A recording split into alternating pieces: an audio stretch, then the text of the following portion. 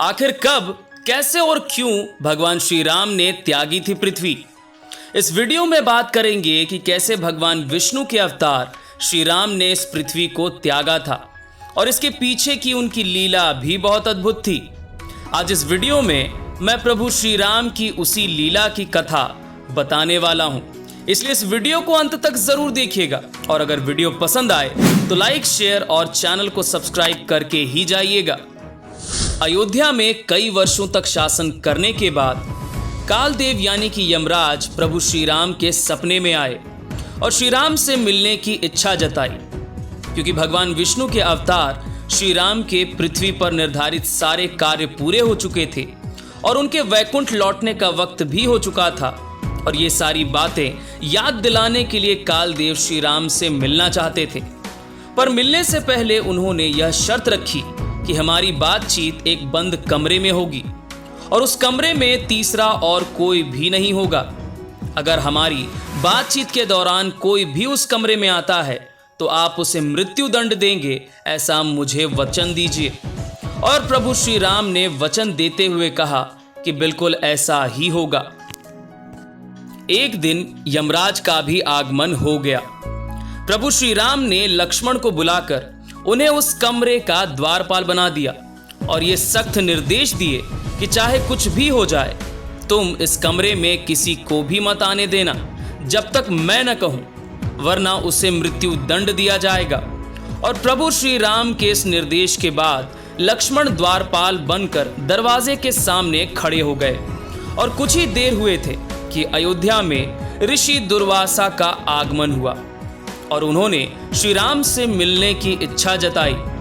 तब लक्ष्मण ने विनम्रता पूर्वक इनकार कर दिया, जिससे ऋषि दुर्वासा काफी क्रोधित हो गए और पूरे अयोध्या को श्राप देने की धमकी दे डाली।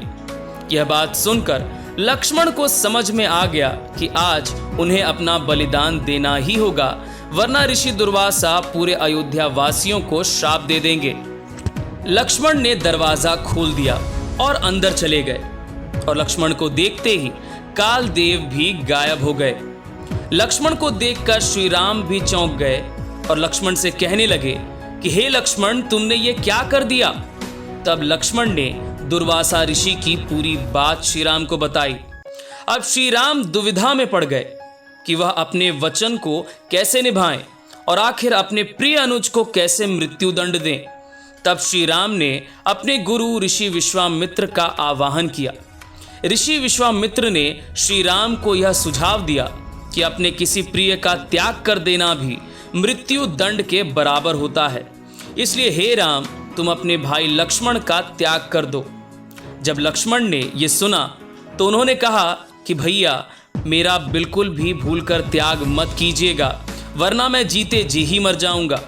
इससे बेहतर है कि मैं मृत्यु को प्राप्त हो जाऊं। और ऐसा कहकर लक्ष्मण ने अयोध्या का ही त्याग कर दिया और सरयू नदी में जाकर के जल समाधि ले ली और शेषनाग के अपने पुनः रूप में आकर वैकुंठ को लौट गए।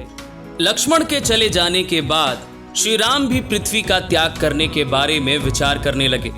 कुछ समय बाद श्री राम ने अपना राजपाट अपने पुत्रों में बांट दिया और सरयू नदी के किनारे चले गए और नदी के अंदर जाने के बाद वह अचानक से गायब हो गए। थोड़ी देर बाद वह पुनः अपने विष्णु रूप में आ गए और अपने भक्तों को दर्शन दिया और वहीं से अपने वैकुंठ धाम लौट गए। और इस प्रकार से श्री राम ने पृथ्वी का त्याग किया। अगर आप ध्यान से सोचेंगे ना, तो यह लीला नियति ने जानबूझकर रची, क्योंकि लक्ष्मण शेषनाग का अवतार थे जो वैकुंठ में भगवान विष्णु के आसन है और भगवान विष्णु के अवतार श्री राम के वैकुंठ लौटने से पहले शेषनाग का लौटना जरूरी था, इसलिए यह पूरी लीला रची गई। तो दोस्तों, कैसी लगी आपको प्रभु श्री राम की यह लीला, मुझे कमेंट बॉक्स में जरूर बताएं। और अगर यह वीडियो आपको पसंद आया तो इस वीडियो को लाइक और शेयर तो कीजिएगा ही, साथ ही कमेंट बॉक्स में जय श्री राम लिखना मत भूलिएगा।